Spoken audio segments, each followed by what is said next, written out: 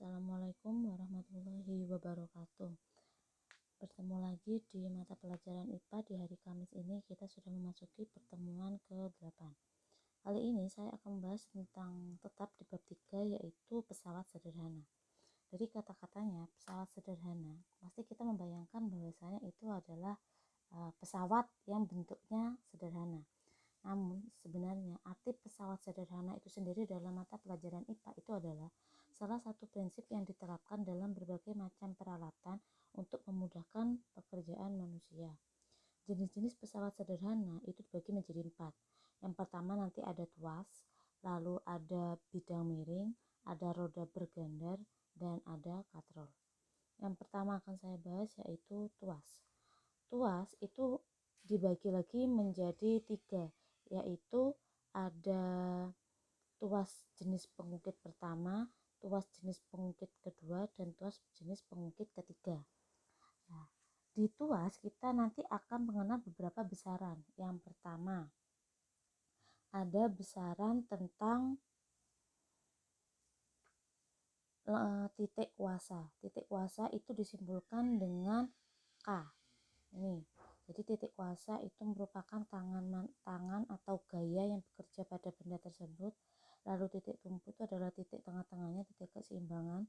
Sedangkan titik beban itu adalah letak bebannya. Nah, kalau kita bahas secara rumus, dia dapat dituliskan seperti berikut. M sama dengan LK per LB sama dengan W per F. Jadi ini adalah LK karena jarak antara titik tumpu ke titik kuasa dinamakan lengan kuasa. Jarak antara titik tumpu ke titik beban itu dinamakan LB, maksudnya lengan kuasa, lengan beban. Jelas satuannya lengan kuasa dan lengan beban itu adalah meter. Lalu rumusnya itu adalah M itu adalah keuntungan mekanik. M adalah keuntungan mekanik.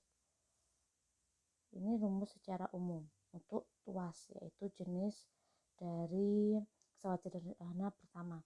Lalu tadi ada LK dibagi LB sama dengan W dibagi F. W kemarin adalah usaha dan F-nya adalah gaya.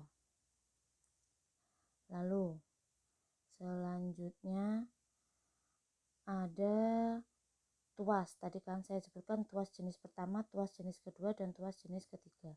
Tuas jenis pertama tadi ini ada kuasa, jadi letaknya kuasa dulu, lalu ada titik tumpunya, lalu ada beban di pinggir. Kalau tuas jenis kedua ada kuasa, lalu ada beban, lalu ada titik tumpunya di pinggir. Lalu ada tuas jenis ketiga, bebannya ada di paling pinggir, lalu kuasa, baru ada titik tumpu. Untuk bab tentang pesawat sederhana dapat dibuka di LKS-nya halaman 65 sampai 72. Jadi silahkan dibaca dulu LKS-nya terlebih dahulu boleh, atau disimak video ini terlebih dahulu boleh. Yang penting materi lebih lanjutnya ada di LKS.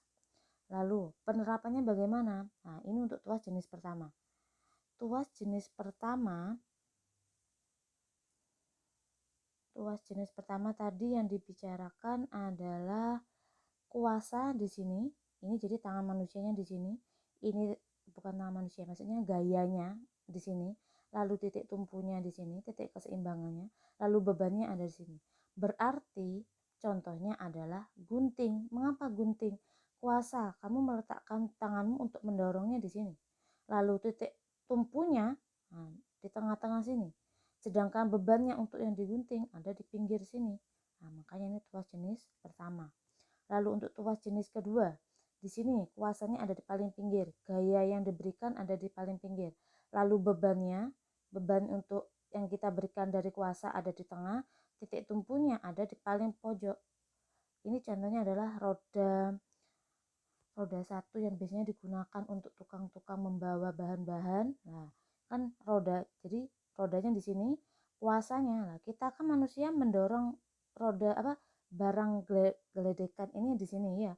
Jadi tangan kita di sini sebagai kuasa, bebannya ada di tengah-tengah, sedangkan titik tumpunya ada di paling pinggir. Jadi titik tumpu itu titik keseimbangan ya. Lalu yang ketiga, tuas jenis ketiga, itu bebannya di paling pinggir, lalu ada kuasa, gaya yang diberikan ada di sini, lalu titik tumpunya. Contohnya ini adalah penjepit uban. Nah, penjepit uban itu kan bentuknya mungkin hampir sama dengan gunting. Bedanya di titik tumpu. Kalau gunting titik tumpunya di tengah, kalau penjepit kan titik tumpunya ada di sini.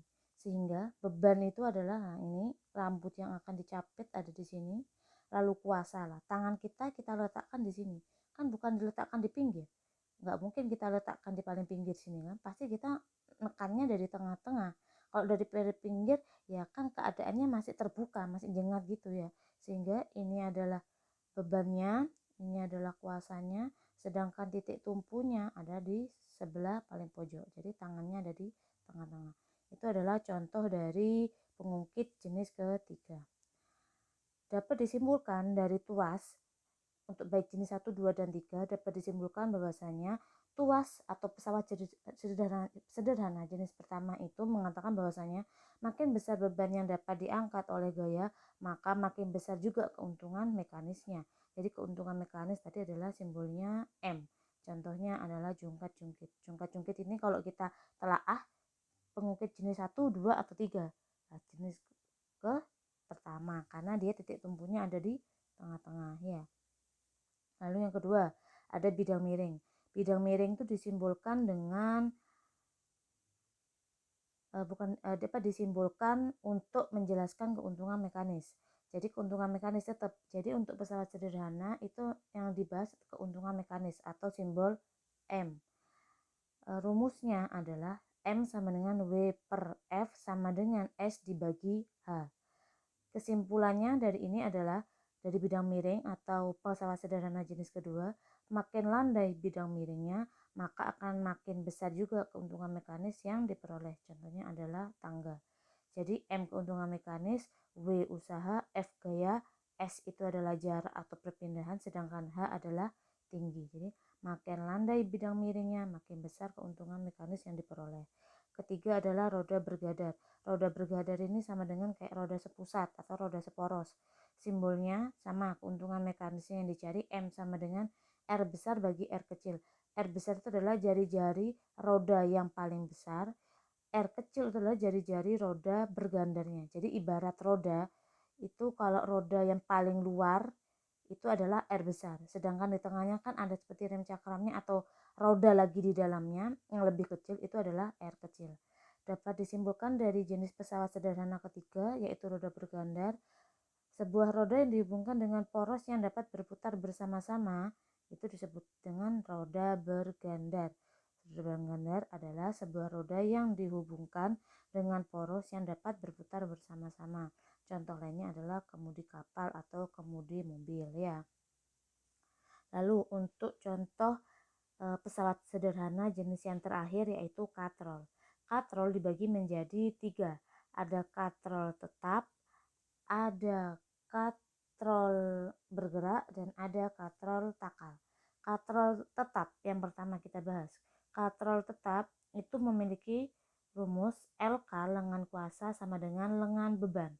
Jadi M keuntungan mekanisnya sama dengan W dibagi F. Keuntungan mekanis untuk katrol tetap nilainya 1. Mengapa 1? Karena di sini ada satu tali yang menghubungkan. Nah, jadi katrol tetap nilai keuntungan mekanisnya 1. Kenapa? Karena ada satu tali ini. Nah, ini kan satu. Ini kan talinya ada 2. Tapi kan ini sebenarnya dihubungkan oleh satu tali di sini. Nah, ya kan? Sehingga ini keuntungan mekanisnya ada 1. Di sini W usaha, di sininya F gaya. Jadi ini contoh dari katrol tetap. Contohnya dalam kehidupan sehari-hari adalah katrol sumur atau tiang bendera. Selanjutnya, ini kesimpulannya untuk katrol tetap tidak memiliki keuntungan mekanik, tetapi katrol tetap memiliki keuntungan arah gaya. Jadi kan keuntungan mekaniknya 1, jadi kan dianggap dia konstan sehingga dianggap tidak ada, seperti itu. Sedangkan kedua adalah katrol bergerak. Katrol bergerak itu LK sama dengan 2 LB. M sama dengan W per F. W per 0,5 W sama dengan 2. Jadi mengapa nilai nilai mekanik untuk katrol bergerak itu ada 2? karena tali yang menghubungkan di sini ada 2. Jadi ibaratnya di sini ada satu tali yang menghubungkan, lalu ada tali juga di sini yang menghubungkan ke beban. Sehingga nilai keuntungan mekanisnya ada 2. Contohnya adalah katrol alat pengangkat peti kemas. Nah, kalau kita lihat peti kemas kan barang-barangnya diangkat oleh ini katrol jenis bergerak. Sedangkan yang ketiga adalah ini kesimpulannya untuk yang kedua dapat ditentukan dengan melihat banyaknya tali yang menggantung pada katrol. Katrol takal. Nah, katrol takal itu merupakan gabungan dari katrol bergerak dan katrol tetap. Rumusnya M sama dengan W per F tetap rumus rumus untuk pesawat sederhana sama dengan W per nilai F-nya 1/3 W sehingga M sama dengan 3. Mengapa M-nya sama dengan 3? Sama karena dia memiliki 3 tali yang menghubungkan. Nah, jadi nih terdiri atas 2 katrol bergerak dan tetap. Lah, kita lihat di sini ada 3 tali. Mana Bu 3 tali? Ini contoh katrol takal ya. Nih, pertama 1. Ini kan. Di sini ada 1 tali. Ya, kelihatan ya. Ini ada 1 tali. Lalu di sini ada 2 tali. Lalu menghubungkan ke beban ini ada 3. Makanya keuntungan mekanis untuk katrol jenis terakhir itu ada 3. Jadi keuntungan mekanik katrol sebesar 3 sesuai dengan tali yang menanggung beban W. Lalu untuk pesawat sederhana itu yang dibahas nanti adalah contohnya ada 4 ya. Tadi ada pertama tuas, ada bidang miring, lalu yang ketiga ada katrol, lalu ada yang keempat roda bergandar.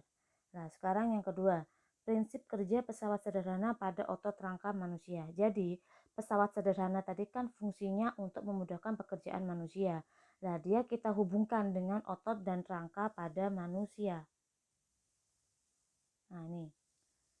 Jadi, contohnya kalau kalian baca di LKS itu ada di halaman 71. Jadi, halaman 71 prinsip kerja pesawat sederhana pada otot dan rangka manusia. Ada 2 gambar. Gambar 3.16 aktivitas manusia yang menerapkan prinsip pesawat sederhana. Ada yang A, gambar A adalah orang yang sedang bermain bulu tangkis, lalu yang B adalah orang sedang mendorong benda untuk masuk ke dalam truk dengan menggunakan bidang miring. Sekarang kita lihat dari 2 contoh tersebut dihubungkan dengan pesawat sederhana.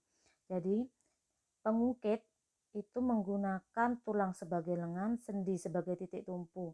Lalu kontraksi dan relaksasi otot itu contohnya adalah gaya menggerakkan sebagai gaya menggerakkan tubuh. Kita identifikasi dari gambar yang A, orang bermain bulu tangkis. Pada saat seseorang bermain bulu tangkis, otot dan rangka apa yang terlibat? Pertama, ada otot leher saat menengadahkan kepala.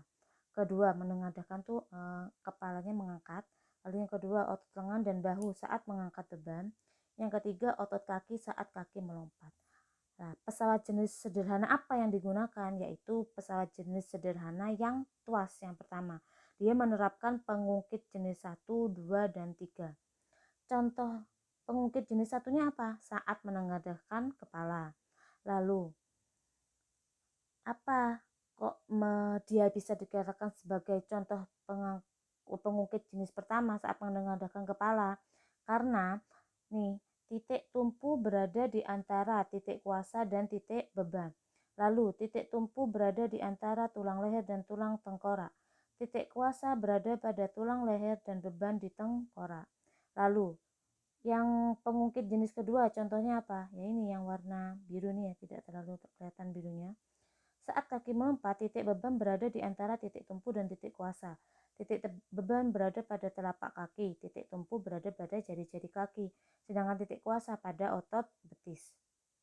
Lalu pengungkit jenis ketiga, apa klasifikasinya? Mengapa disebut pengungkit jenis ketiga? Ini yang warna merah.